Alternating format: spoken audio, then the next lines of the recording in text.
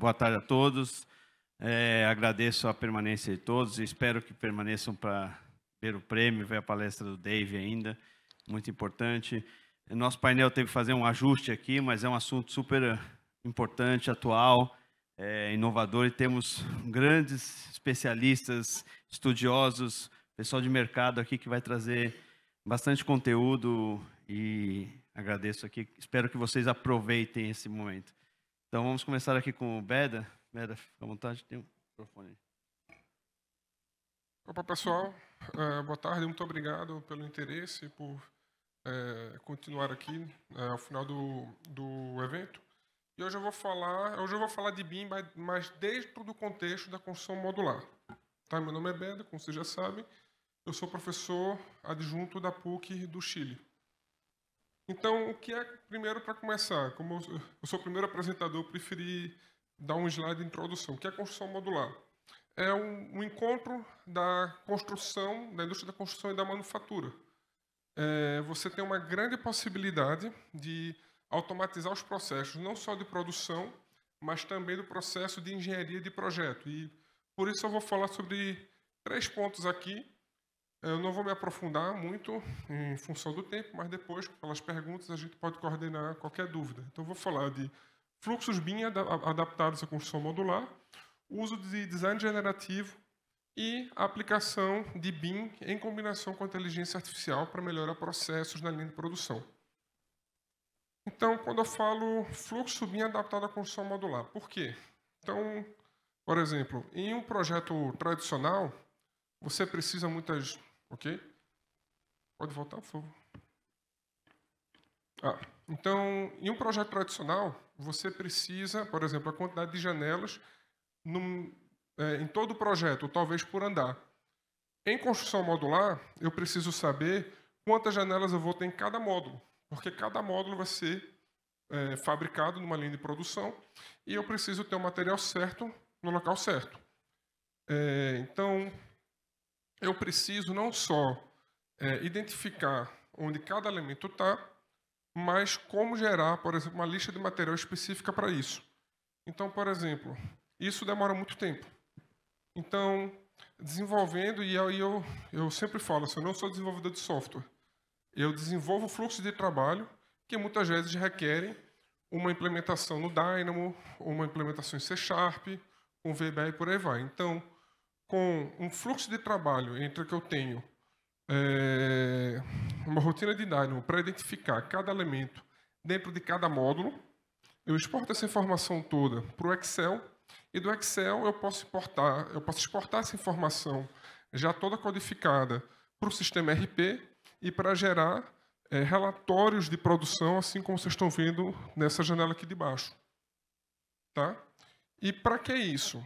Primeiro, você economiza muito tempo de projeto. Então, na empresa 1, a gente consegue uma redução de mais ou menos 30% de HH por projeto.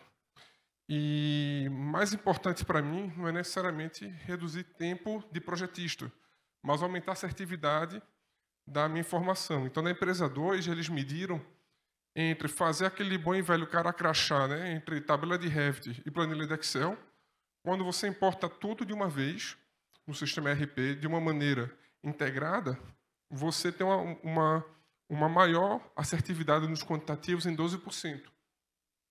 Né? Então, eles conseguiram reduzir 90% porque em 2 anos de implantação eu desenvolvi os aplicativos para o processo deles, mas depois eles modificaram o processo deles em função dos meus aplicativos. Então, eles conseguiram resultados que nem eu esperava, na verdade, mas acho que o mais importante é a maior assertividade nos meus quantitativos, porque antigamente você modificava a versão e sempre esquecia de atualizar alguma coisa.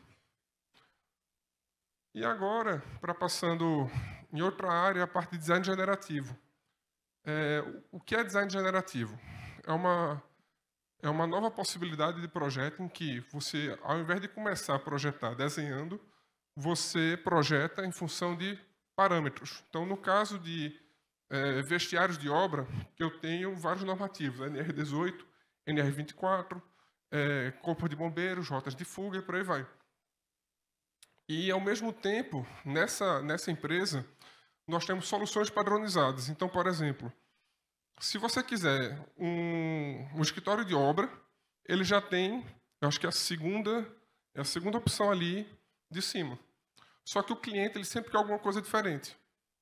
Então, por exemplo, ou seja, a cada vez que eu altero um projeto que já está feito, eu perco minha competitividade.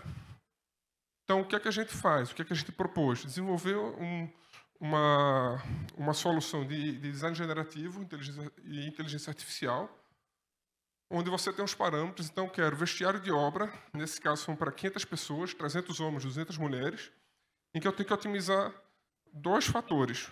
Primeiro, a menor área necessária para estar de acordo com o cliente e o menor de customização possível. Então, eu tenho esse indicador de customização embaixo, que eu fico iterando várias possibilidades dentro do computador, e ele vai vendo qual é o menor projeto possível, que aí eu sou mais competitivo, né? E sem alterar os meus projetos, já que eu tenho já de prateleira. Né? Então, depois de um tempo, ele vai chegar nessa solução ótima aqui. E com esse layout gerado, eu gero os meus modelos BIMs para justamente gerar as minhas listas de material, coordenação e tudo mais. E para terminar, eu tenho medo do Érico, eu não quero passar do tempo. Esse foi o final do meu doutorado, em que eu comecei a escavar um pouco a possibilidade do BIM com inteligência artificial. Então, eu tenho aqui, nessa linha de produção no Canadá, os tempos de produção de cada estação de trabalho, que eles são coletados com uma antena de RFD. E eu comecei a combinar esses dados, os meus tempos de produção, com os atributos do modelo BIM. Então, eu tenho aqui todos os painéis, quais são as áreas dos painéis, quantas janelas eu tenho, quantas portas eu tenho, e para que isso me serve? Primeiramente, me dá informação que me ajuda em tempo real, dashboards. Então, eu vou criar um dashboard aqui, em que eu tenho informação em tempo real, no meu tempo de espera médio, da minha produtividade, de quantos painéis eu tenho que produzir no dia, quantos painéis eu deveria produzir. E, na minha opinião, mais importante, a gente aprender com os projetos anteriores. Então, aqui, nessa última figura, eu tenho um modelo de predição, né, em que, como eu tenho todos os projetos que eu preciso fazer em uma semana, baseado nos tempos reais, e não o que a gente tem os indicadores lá de, sei lá, 10 metros quadrados por hora. A gente tem os tempos reais e que eu posso gerar um algoritmo que ele vai me dar uma informação muito mais assertiva em relação ao meu tempo de fábrica, que geralmente é o tempo mais caro do meu projeto como um todo. Então, com isso, eu queria agradecer. Qualquer coisa, estou aqui. Muito obrigado. Muito obrigado, Beda. Façam perguntas, a gente vai fazer uma rodada de perguntas aqui. Então, vou pedir para o Paulo agora dar uma continuidade, por favor. Boa tarde a todos. Agradeço o convite do professor Toledo, do BIM Fórum, e Eric pela oportunidade. Vamos ser breves, né? Eu vou falar sobre o uso do BIM associado à realidade virtual na comercialização e personalização de produtos imobiliários tradicionais e também da construção modular. Eu atuo na construção modular. Bom, pretendo abordar esse conteúdo, mas eu vou focar no último item, onde eu quero mostrar para vocês alguns vídeos de curta duração, né? Vou pular, porque o Beda já falou sobre construção modular. O BIM, como a gente sabe, inseriu o setor da construção na digitalização, no universo da digitalização, tem uma série de benefícios, todos vocês aqui nesse fórum conhecem bem, né? Agilização das melhores práticas de ESG e construção sustentável, em associação com outros softwares e processos BIMs e outros softwares. E com relação a tendências relevantes, o que eu gostaria de focar é na integração com tecnologias emergentes, por exemplo, construção modular, realidade virtual e realidade aumentada. Bom, e dentro disso, jornada do cliente. Se a gente olhar para o caminho, para a construção 5.0, para a indústria 5.0, melhor dizendo, dos 5 drivers, 3 têm a ver com experiência do cliente e jornada do cliente. Isso mostra a relevância de jornada do cliente. Aqui é um relatório da McKinsey que pega 75 empresas globais que praticam jornada do cliente desde 2016. E ele estratificou, o relatório, essas empresas em líderes e retardatárias. E como a gente está vendo aqui, de 2016 a 2021, as empresas líderes mais que dobraram as vendas em relação às retardatárias. Isso mostra a importância de jornada do cliente. Então, prestem atenção nesse aspecto. Bom, e eu quero falar sobre a importância da realidade virtual na transformação da jornada do cliente no mercado imobiliário. O professor Toledo e Newton Santos publicaram um artigo muito interessante sobre a virtualização da maquete. Ou seja, como é que eu uso um sistema computacional para extrair dados de um projeto a partir de um modelo BIM e usar a realidade virtual como uma ferramenta que possa permitir a virtualização, a substituição de uma maquete física, né? Eu sou mestrando de inovação na construção na Poli, num programa chamado Construção Nova. O professor Toledo é meu orientador. Meu foco é construção modular e eu estou estudando jornada do cliente e realidade virtual dentro da construção modular. Dessa experiência, surgiu uma startup, é a minha startup, chamada Aratal, é uma startup de construção modular. E dentro desse conceito, a gente foca casas de alto e médio padrão em condomínio fechado, né? E concebemos uma jornada do cliente que ela é disruptiva e inédita no mercado imobiliário. Tem um pedido de patente protocolado para ela. Dessa jornada nasceu uma outra startup, uma spin-off, chamada VSX, Virtual Reality Customer Experience. E o que ela faz? Ela conecta o BIM com um sistema de realidade, com uma plataforma de realidade virtual 3D, né? Com um foco na venda de produtos, na comercialização de produtos imobiliários. Isso, o cliente configura com a ajuda de um arquiteto especializado e personaliza o produto dele, né? E, em tempo real, o sistema gera orçamento e memorial descritivo de acabamentos das escolhas dele. Essa casa, vocês vão ver, é um produto, né? Vocês vão ver a jornada do cliente para essa casa, num vídeo, que eu vou mostrar agora. Só abaixar um pouquinho o som do vídeo, que eu possa ir comentando, né? Então, vocês estão vendo aí uma mudança de piso. Você pode mudar praticamente tudo nessa casa, a partir de kits, móveis, eletrodomésticos, luminotécnica, até o paisagismo dessa casa é virtual, é kit, né? Então, nessa jornada, você vai gerando ali já o orçamento em tempo real e o memorial descritivo com as escolhas que o cliente faz na hora. Por limitação de tempo, eu vou pular. Esse é um cliente, né, da VSX que usa a jornada para uma outra coisa, para personalizar produtos imobiliários, para vender personalização. Ele já vendeu o produto e aqui ele vende a personalização do produto. Então, esse é o produto, como ele entrega, é um estúdio. Então, o custo é zero porque absolutamente não tem personalização aqui. Aqui ele está inserindo, por exemplo, os equipamentos de ar-condicionado, para o cliente ver onde vão as máquinas, né, entender como isso funciona. Nesse caso, a ferramenta está fazendo uma troca de pisos, né? E aí sim ela vai gerar orçamento daquilo que está sendo escolhido, vocês vão ver no final. Aqui, troca de revestimentos, louças e metais no banheiro desse estúdio.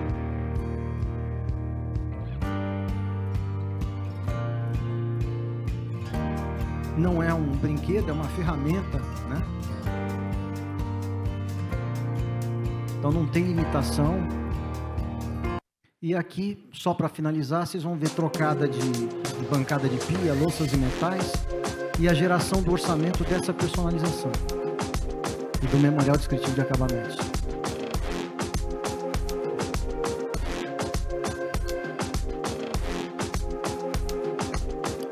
E aqui a geração do orçamento da personalização em tempo real. É isso, gente. Obrigado. Obrigado, Paulo. Ótimos exemplos práticos. Vamos continuar com o Anderson agora, por favor. Bom, boa tarde a todos. Obrigado pela presença. Eu sou da Nimble, sou sócio fundador de uma startup que trabalha com gêmeos digitais na construção e vim aqui apresentar um case que nós temos com um cliente da área modular, um dos pioneiros da construção modular industrializada no Brasil, CMC.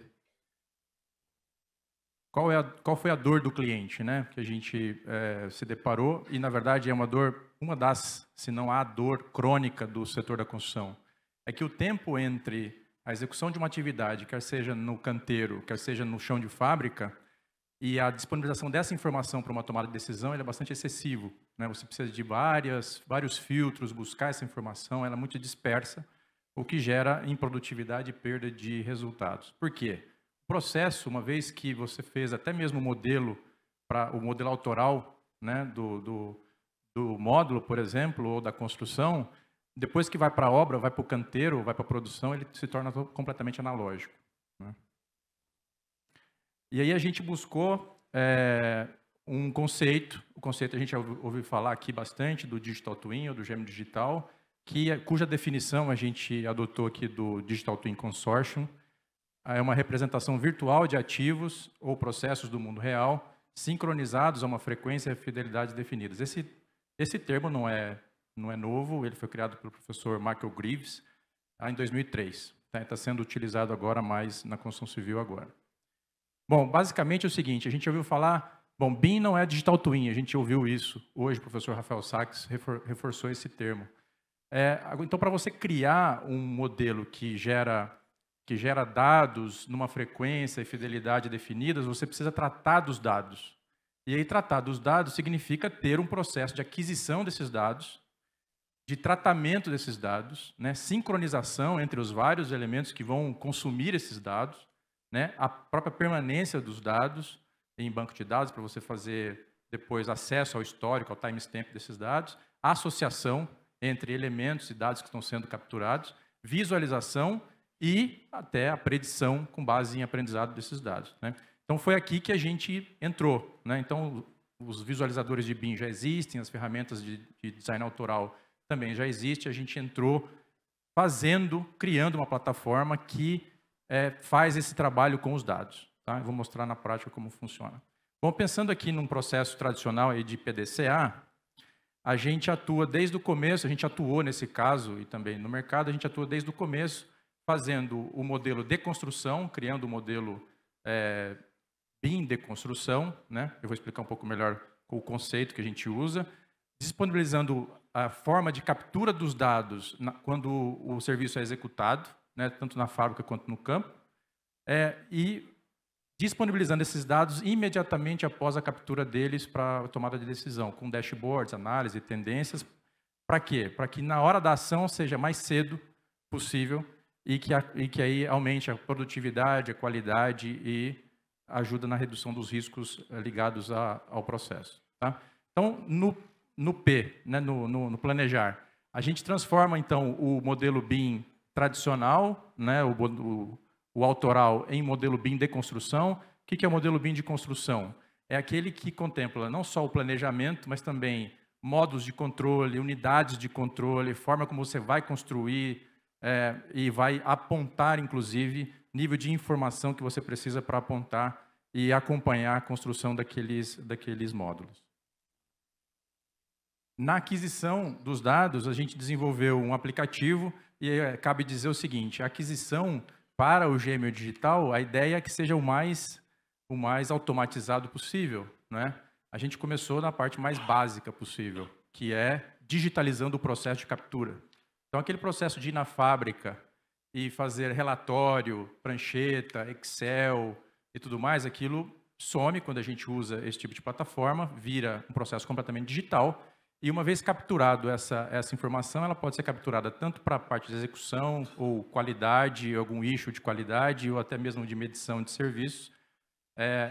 Todo o resultado, a plataforma reage, então, a esses dados, né? Então, ela mostra aquilo que está pronto, aquilo que está com a cor amarela ali, aquilo que está com uma certa restrição, ou que não pode ser fabricado ou colocado no lugar devido a falta de algum material, uma restrição. Compara, inclusive, com o baseline, com o planejamento, ou seja, pintando aqueles itens atrasados de vermelho para que o gestor consiga entender exatamente, batendo o olho no modelo, o que está acontecendo. Olha para o futuro, né, o look ahead do Lean, que é o planejamento de médio curto e médio prazo, então aqueles serviços que ainda faltam a ser executados, e traz dashboards automáticos com a curva, com o status previsto e realizado, com produtividade e com curva de tendência em cima dos valores que foram coletados, né, com base nos dados coletados. Com isso, a gente transforma o fluxo tradicional, que é bastante disperso, né, tem várias pessoas coletando dados e depois tem um trabalho de tabular dados, um processo ágil que com alguns cliques você consegue capturar a informação e disponibilizar, né? O case aqui, a gente já está indo para o terceiro projeto com eles e já com a venda de mais 2, vão totalizar 5 projetos aqui com a gente. Reduziu o tempo, então, de coleta dos dados e disponibilização para a informação em 60%. Tá? Aqui são os contatos. Eu vou só pedir só um tempinho para dar uma informação. Essa plataforma ela será aberta. Nós vamos abrir o nosso código para a comunidade. Tá? Então, a gente está na fase final de preparação desse processo, e aí quem quiser receber avisos de como é que vai ser esse processo de abertura do código e de acesso ao código, pode usar esse QR Code para se cadastrar e receber informações. Tá? Obrigado. Muito bom, Anderson. Parabéns pela iniciativa, liberar e compartilhar com o ecossistema aqui. Gilberto, por favor, fique tranquilo. Boa tarde, pessoal. Obrigado aí pela oportunidade. Queria parabenizar o pessoal do BIMFórum. O ITIE é membro do BIMFórum, então a gente fica muito feliz de estar aqui podendo contribuir com vocês. Bom, meu nome é Gilberto de Freitas, eu dirijo o Instituto ITIE, então, que é o maior ecossistema de construção off-site do Brasil. Tecnologia, educação e negócios ligados à construção industrializada. Então, quando a gente fala em construção modular, de certo modo a gente tem que remeter isso a essa mentalidade de produção fora do canteiro de obras. E o tema da prototipagem, então falamos aqui sobre a importância do design de fabricação e montagem, né? Do DFMA, falamos da importância da captação de dados para que a gente possa criar um gêmeo digital, e nós vamos validar isso com a prototipagem, né? Eu costumo dizer que a obra tradicional ela é um protótipo, que quando você entrega para o cliente, você dispensa quem projetou e quem aprendeu a fazer o protótipo, e começa tudo de novo. Na construção industrializada, a gente faz diferente, a gente entra com a melhoria contínua, por isso da importância da indústria. E eu vou deixar aqui um conceito para vocês, que está aqui na minha camiseta, mas mais importante do que está na minha camiseta, ele começar a estar na cabeça de vocês, que é o conceito de inteligência multiconstrutiva. Para trabalhar com construção modular, com construção off-site, vocês terão que se abrir, terão que se multiplicar na visão que tem sobre sistemas estruturais, sistemas construtivos, técnicas de construção. Isso vai ser importante. Se vocês ficarem apenas focados, de repente, no sistema que vocês estão acostumados e não se permitirem conhecer outros, a jornada vai ser mais difícil. E é um caminho de empreendedorismo. Então, a construção modular, essa construção off-site, é um novo mercado emergente. Então, a gente precisa aprender a fazer negócios, como o professor Paulo mostrou aqui, né? Pensar na jornada do cliente. E para poder ajudar nessa jornada, um dos aspectos da estratégia BIM-BR é aproximar o setor público das obras, né? Fazer com que ele possa comprar, ele é um grande comprador, comprar as edificações do fabricante de edificações e componentes. Eu não falei construtora, eu falei adquirir isso de quem fabrica a edificação e pode disponibilizá-la.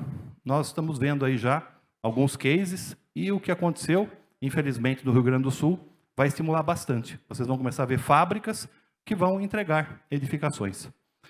E para isso nós trouxemos para o Brasil, em parceria com a Cope, uma plataforma digital que serve justamente para que os players que fabricam componentes, os players que prestam serviços, as empresas que atuam nesse mercado de fabricação possam apresentar os seus componentes. Então, exemplo, precisamos fazer 50 escolas num determinado período. O que as escolas têm de comum? Sala de aula? Sanitários? Biblioteca? sala dos professores, por que nós não podemos entender que nesse projeto nós vamos ter muitas repetições, muito standard e muitas similaridades? Então a gente pode começar a olhar para uma escola não como uma obra, mas como um produto, que pode ser adquirido em componentes. Então, vocês já se fizerem pesquisas aí na internet, já vão encontrar compras públicas em ata de registro de preço de salas de aula. Isso já vem acontecendo. Então, o Estado não comprou um projeto de uma escola, não comprou a obra da escola, comprou a sala de aula, como se estivesse comprando um ônibus, estivesse comprando uma ambulância, estivesse comprando uma viatura. Então, a gente vai transformar a obra em produto. Então, a indústria é capaz de fazer isso. Só que para fazer isso, ela precisa de componentes. E aí nasce uma cadeia produtiva que obrigatoriamente vai trabalhar em BIM. Vai usar dos conceitos do BIM, da mentalidade, né, dessa metodologia, para poder abastecer essa plataforma e que a gente possa entender, num país como o nosso, continental, como classificar isso do ponto de vista bioclimático, logístico, do desempenho, para que a gente possa montar o melhor termo de referência e preparar a melhor licitação para o fornecimento. E qual vai ser a vantagem? Redução de custo, ampla velocidade, redução do desperdício e, no final, um produto que possa ser administrado pelo Estado, já dentro de um modelo criado no BIM. Então, a Coop é uma empresa que fez isso para o Reino Unido. Nós estamos trazendo essa tecnologia para o Brasil. Essa plataforma é uma das métricas necessárias para a expansão do BIM.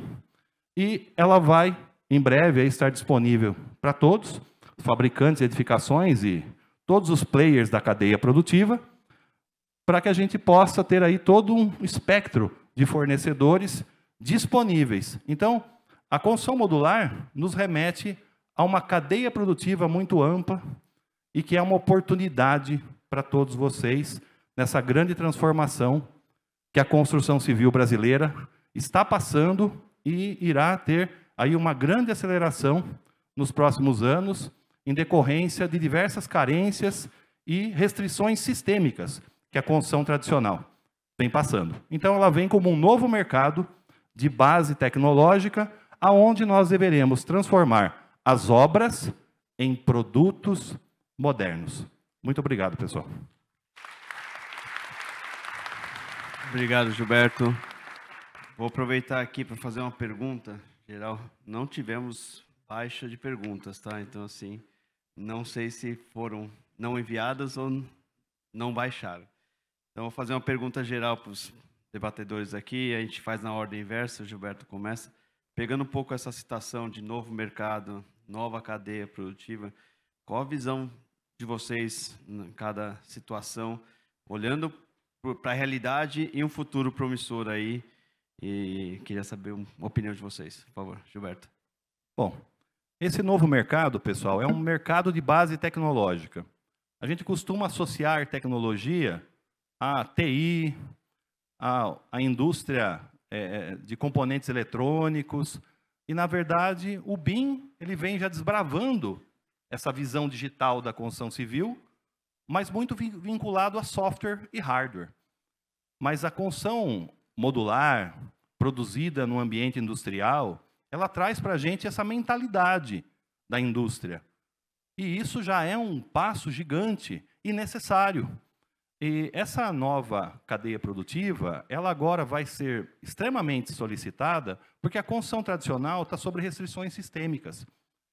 Sobre pessoas, eu não preciso dizer, né? Como está difícil o operar da construção civil, as oportunidades para os jovens, o empreendedorismo na construção civil tradicional, né?